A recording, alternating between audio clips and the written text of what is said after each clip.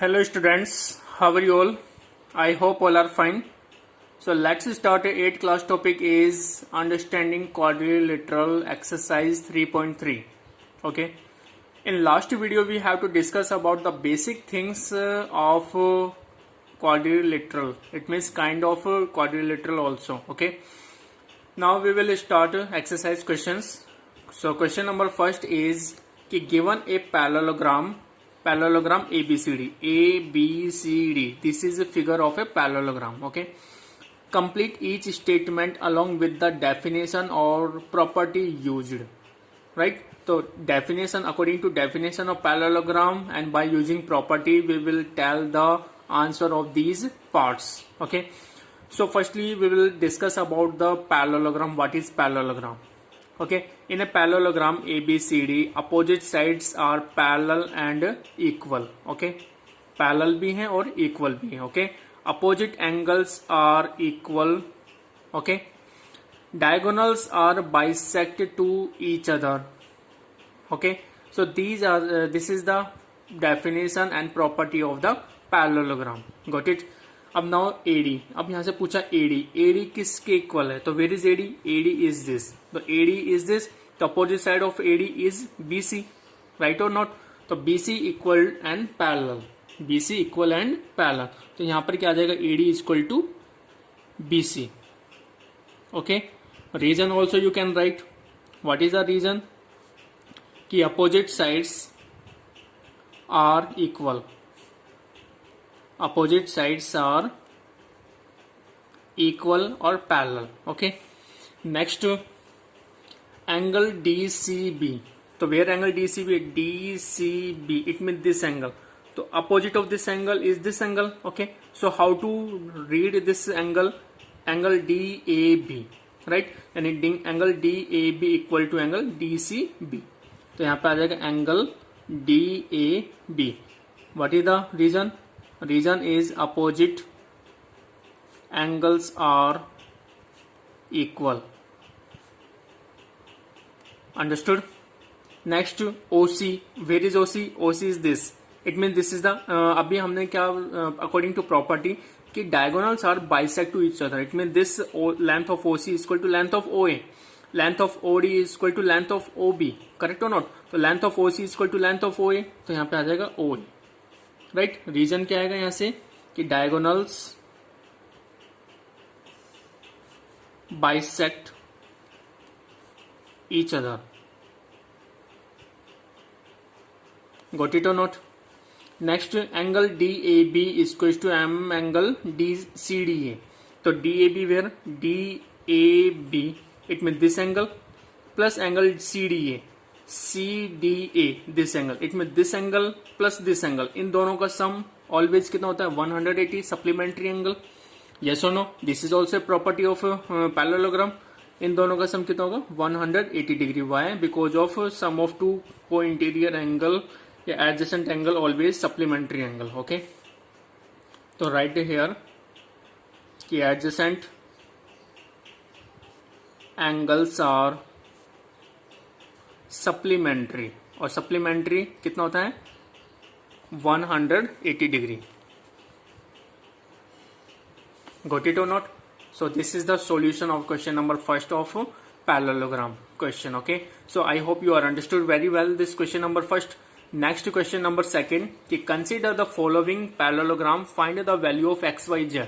Okay, तो यहाँ पे टू फिगर्स है, total 5 figures are given in this question, so I explain only 2 figures solution. Okay, so remains figure solution you also find, it means X, Y and Z you will find. Okay, so from this figure, in this figure this is a parallelogram. Why? Because of 4 sides are having. Okay, or this is a parallelogram. Okay, तो इस parallelogram में we know that कि if this angle is 50 degree और according to property of parallelogram opposite angles are equal, तो this angle equal to this angle. Why? Opposite angles are equal. Okay, so can we let this angle 1, हमने इसको angle 1 late कर लेते हैं, तो angle 1 equal to angle 50. It means तो angle 1 कितना होगा 50 डिग्री होगा. ओके, तो एंगल Z निकाल सकते हैं बाय लीनियर पेयर.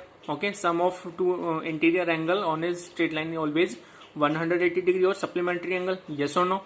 तो यहाँ पे कितना है 50 plus angle z is equal to 180 degree. Okay, so can we find angle z also? Yes. Angle x and angle y, यहाँ से दोनों एंगल्स आपस में इक्वल है. Why? Because of opposite angles are equal, right? If this angle is 150 degree, then what is the angle of this angle x? Okay, so how to find? By adjacent angles are supplementary. This angle plus this angle is equal to 180 degree. So subtract this 50 from 180 degree. After subtract what come? 130. तो angle x is equal to 130 और angle y is equal to 130 also. Understood or not? अब इसका solution कैसे right करेंगे अभी मैं बताता हूँ. ओके, अब ये वाला और देखते हैं. यहाँ से 112 equal to y because opposite angles are equal. Okay, this is a parallelogram. Opposite sides are equal and parallel. तो यहाँ से this is become an alternate interior angle. Z shape बन रही है. यहाँ से जेड शेप बन रही है तो angle x is equal to angle z. तो this is called alternate interior angle. Got it? This angle 40 is equal to this angle. ये वाला 40 होगा, ये भी 40 होगा. एंगल एक्स और एंगल जेड ये दोनों इक्वल होंगे. अब एंगल एक्स कैसे फाइंड आउट करें? अब we know that this angle 112, तो this angle also 112. This is become a triangle. Yes or no? This is a triangle. So apply angle sum property of triangle. तो angle sum property of triangle is 180 degree. तो this angle plus this angle plus this angle is equal to 180 degree. तो subtract 112 plus 40 degree from 180 degree to get x. x निकल के आ जाएगा और जो angle x आएगा वही एंगल z भी होगा. ओके, तो this kind of we will find x y z. Okay, so how to write a solution? तो solution you will see. Okay, तो सॉल्यूशन यहाँ पे देखना है आपको कि किस तरीके से हमें यहाँ पे राइट करना है. तो सबसे पहले m, इसको हमने एंगल 1 लाइट कर लिया. तो m angle 1 is equal to 50 degree. Reason क्या लिख सकते हो? Opposite angles are equal. तो reason also compulsory to write. Okay, opposite angles are equal. Okay, अब ये दोनों एंगल्स आपस में इक्वल हो गए. करेक्ट. अब now angle 1 plus angle z. Now angle 1 plus angle z is equal to 180 degree. Why? Because of linear pair. Okay, this is the reason.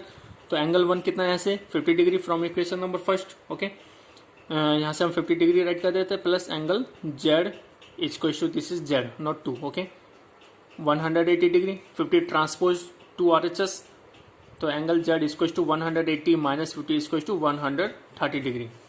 Okay, तो यहाँ से कितना आ गया? ये 130 डिग्री एंगल z. अब हमें angle x and angle y find out करना है. तो किस तरीके से हम यहाँ पे फाइंड आउट करेंगे?